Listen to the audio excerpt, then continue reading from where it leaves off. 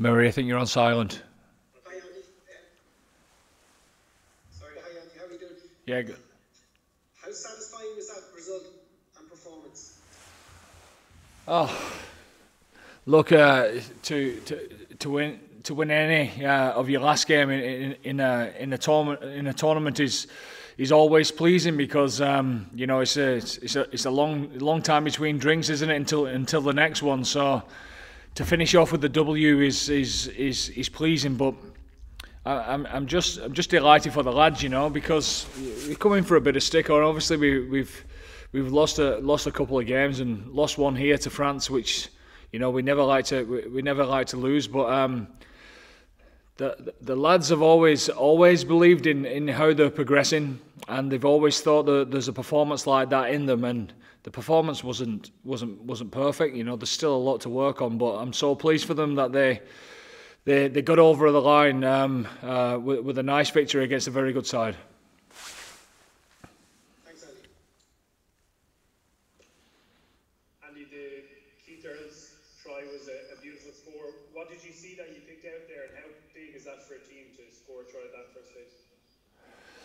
Well, yeah, I mean, it's something that we'd worked on all week, and you're always trying to find a way to, first of all, win the line out cleanly, and secondly, how you can manipulate a defence on the back of that. And we'd worked all week. In fact, we practiced it hard yesterday with our timing of Keith Earls, and thankfully it paid off. I thought Jack Conn's skill was outstanding to deliver the ball, because Tom Curry had read it very well, so that was very pleasing. I actually thought, wow, if Keith Earls' second try would have stood, that would have been pretty special in itself as well.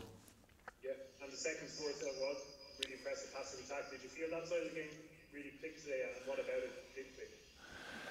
Yeah, like I said, the lads really believe that they're making good strides, and attack is always the one that gets put under much pressure, the most pressure in a test match, and it's always the last piece of the jigsaw. And I'm delighted for them that they went through so many phases and held on to the ball and broke them down. And I thought Jack Connon was very good today. He's not played or started an international for quite some time, and he was just himself, so it's pretty fitting that he finished that try off.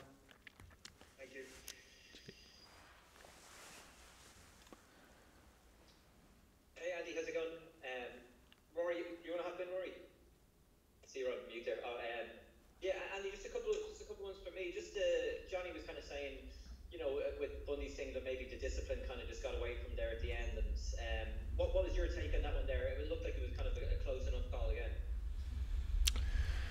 It's a tough one. I've just been speaking with the referee there, and he's asking me my thoughts, and obviously I'll analyse it properly to have a good look at it. It's tough, isn't it? The rules are the rules, but at the same time, it's very tough when I look at it again, but Billy seemed to be on a downward motion, certainly with his head, but if there's any contact, obviously they're very stringent with that at this moment in time. So he's gutted, Bundy.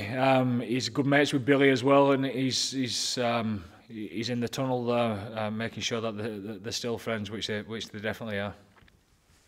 And then just the other one for me was, Johnny had kind of said before the game about there was line spaces up for grabs, but definitely you would have saw a few lines out there tonight in the green jersey. 100%, and Warren came in during the week and watched our training session, and it was a great, like I said earlier in the week, it was a great tonic for us. There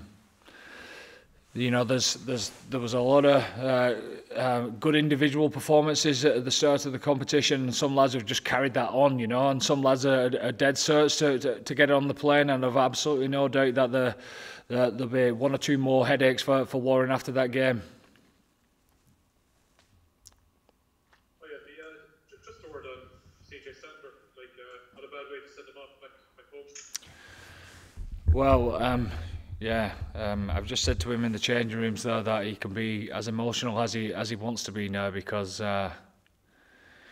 he's given his heart and soul to the jersey, to the green one and to the red one, and he's a chance to play in a cup final there for Munster next week. So we wish him all the best with that. But it's been an emotional week that we've tried to keep a lid on it as best he can. And you can say whether we should have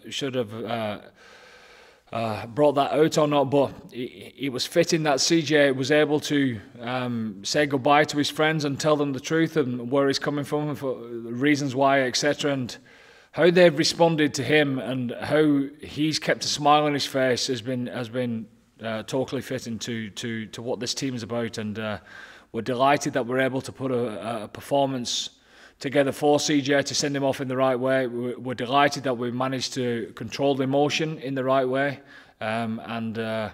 He's emotional in the changing rooms, but happy emotional. I cannot say enough about him. As a bloke, he's the most kind-hearted, most genuine bloke that you'll ever meet, and he'll be a mate forever.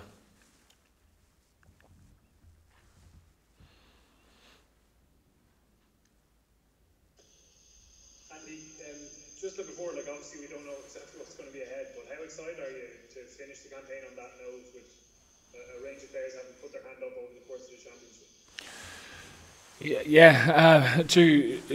To get that result against a very good side, like I said, England, and to get the performance like we did, just reiterates a few things, doesn't it, for the next time that we meet up? And obviously we'll keep in contact between now and then, but.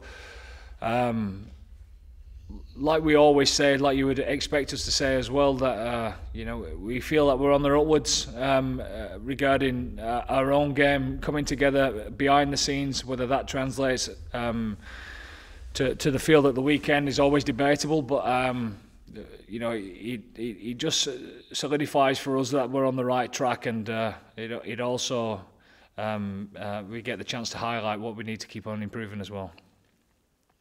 Okay, folks. That's all we've got time for in this press conference. The mix zone will be starting shortly.